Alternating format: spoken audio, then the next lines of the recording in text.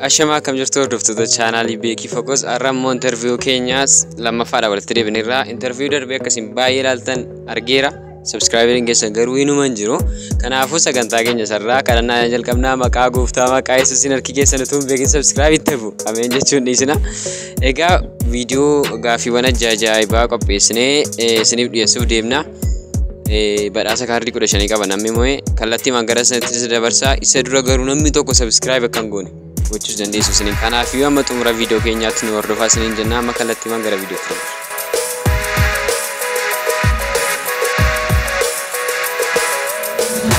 tole maqaan keenyu maqaan koo Surraa Bal'inaa jedhama. Maqaan koo Oftaamuu Ta'us jedhama.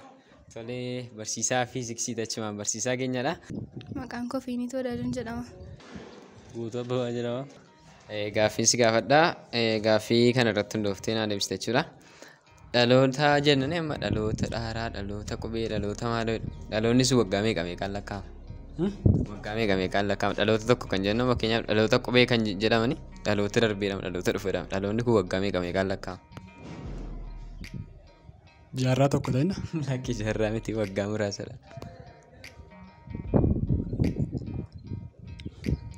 Fakkeenyaaf amma gaaffiin kee fakkeenyaaf amma dhaloota qubee nuun jedhu dhaloota darbee dhaloota dhufu fayyaduni dhaloonni sun waggaa meeqaan dhaloota jedhama carraa tokko si'a tokko yaalteettaa carraa lama qabda. waggaa 10. Waggaa 10 mini saduma. Saduma shanaduu. Kin arganne. Dhaloota kan jedhamu waggaa fadhalte kaasee lakki waggaatti lakkaa'amu qaba carraa sadii qabdu tokko dhabdaniitu carraa lamatti sinaaf. Eeshi dhaloota kan jedhamu guyyaa barachuu galee kaaseeti. Lakki carraa saduma. Guyyaa gaafa haala isaa keetti moo'ee qabeetti dhaloota kan jedhamu. Lakki hin arganne. Dhaloota qubee. Dhaloota jedhama dhaloota qubee dhaloota darban dhaloota dhufuuf akkas goonaadhaan dhaloonni kun waggaa meeqaan lakkaa'ama dhaloota kan jennu. Jaarraadhaan. Lakki jaarraa miti. Waggaa 100. Lakki si'a lama yaaltee carraa tokko qofa si'aaf.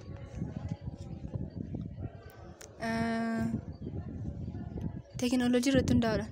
Lakki hin arganne. Dhaloota kan jennu waggaa waggaan. Lakki waggaa waggaan mini carraa sadii qabda tokko dhabdeettaa carraa lama si'aaf. Eeshi amma ona yaalaa.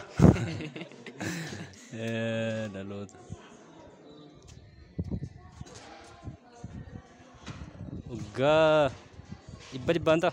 Lakki waggaa 100 sin guutu. 10. Lakki dhabdeetta guutummaatti gaaffii tokko dhabdeetta. Ishii galatti waan gaaffii biraatti dabarraanni kun immoo jecha mala carraa si'a lama yaaluu qabda. Madaa qubaa maa jechuudha? kan dafee hin fayyine jechuudha. Kan dafee hin fayyinamini carraa tokko qabda.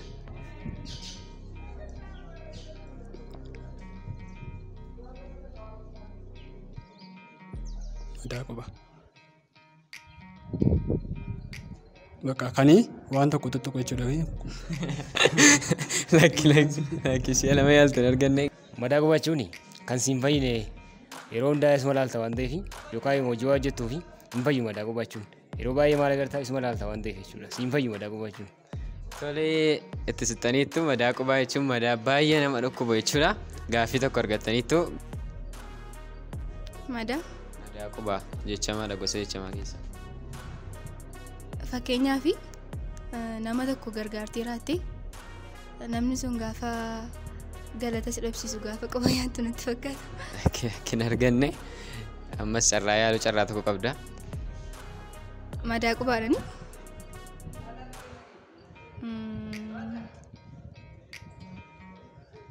Rakkina. Madaa qubaa kan nama dhukkubu. Haala ajaa'iba ta'een argate gaaffii sadii dhabdee naan dorgommii keenya keessaa baata gaaffii lama dhabdeetta isa kanatti fayyadamuu qabda. Ishii hibboodhaan kun immoo gabaabaa bareedaa jaarsa afaan ariidaa. Boqqolloo. Boqqolloo argatee jira. Jaarsa afaan ariidaa. Gabaabaa bareedaa jaarsa afaan ariidaa. Korbeessa reedaa. Lakki carraa tokko qabdu. Boqqolloodha. Argataniitu boqqolloodha. Gabaabaa bareeda. Jaarsa afaan areeda. Gabaabaa bareeda.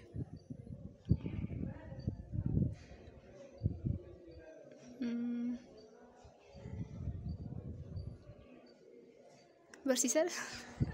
Lakki barsiisaa miti carraa lama qabda siin jedhee tokko yaaltita tokko siyaaf. Gabaabaa bareeda. Jaarsa afaan. Samiidha. Lakki hin arganne si'a lamaanuu yaaltee dhabdee yeroo kee argistee waan nu wajjin turteef galatoomi siin jenna. Boqqolloo. Argateera kanas. Ammallee gaaffii kana dhabdee nan ammas gaaffii keessaa baata. Ishi kun immoo carraa si'a lama yaaluu qabda. Obboleettiin mucaa haadha manaa keetii siif maal keetii? Obboleettiin mucaa haadha manaa keetii siif maal keetii? Obboleettiin mucaa haadha manaa keetii.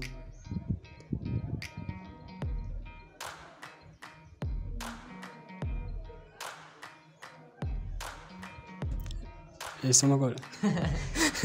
Lakki carraa tokko qabda. Yeroo waan qabnu. Lakki dhabdeetta yeroo kee waan argistee waan turteef galatoomi. Mucaa godha. Argattaniitu.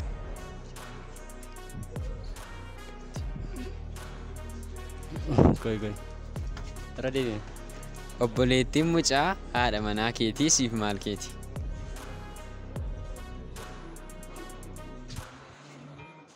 Alagaadha firummaa walitti hin qabu. Lakki carraa tokko qabda. Mucaa keeti. Mucaa keetii argattee taasisa. Gaaffii tokko dhabdanii gaaffii sadi deeffattanii tasumaan qabachaa deema. Inni itti aanu immoo mammaaksadha. Manni gogaa harreen ijaaramee bakka duwwaadha. Gaafa waraabessi yuusu diyyoo maal? Gaaffii afur argattaniittu. Waraabessi yuusu.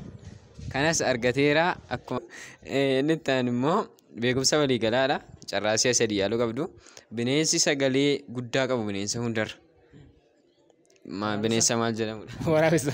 Lakki carraa nama qabdu. Waraabessa sun taane. Bineensa?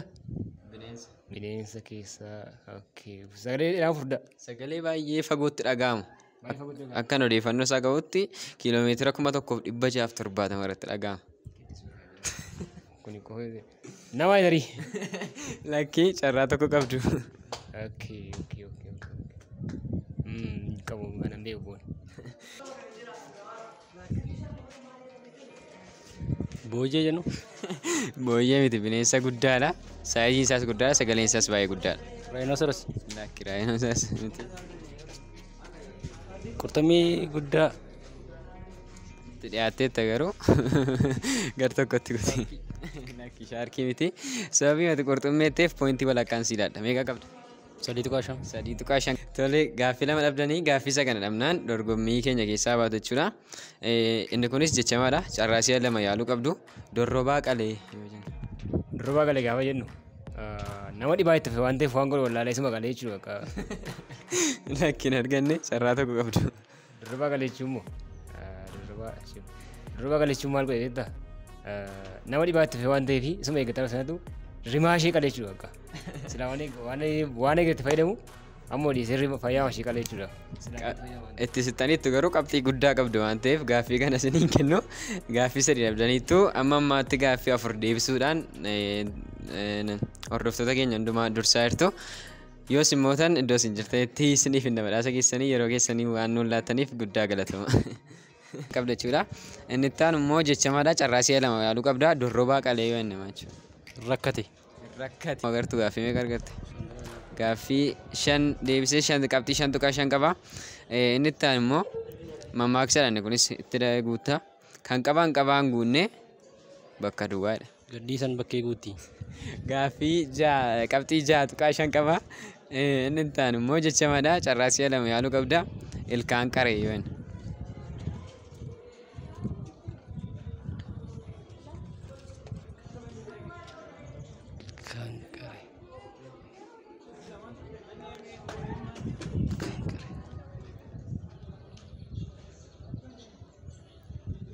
Yeroon keenya deemaa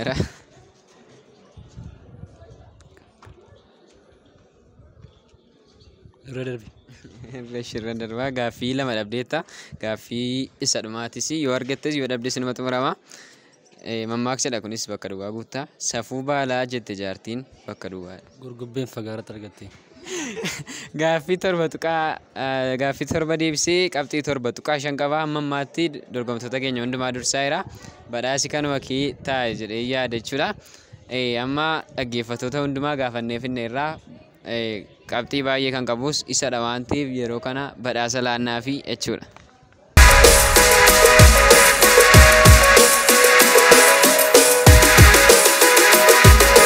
Qabxii torba tuqaa shan argachuudhaan badhaafamaa kaardii 15 ta'eera.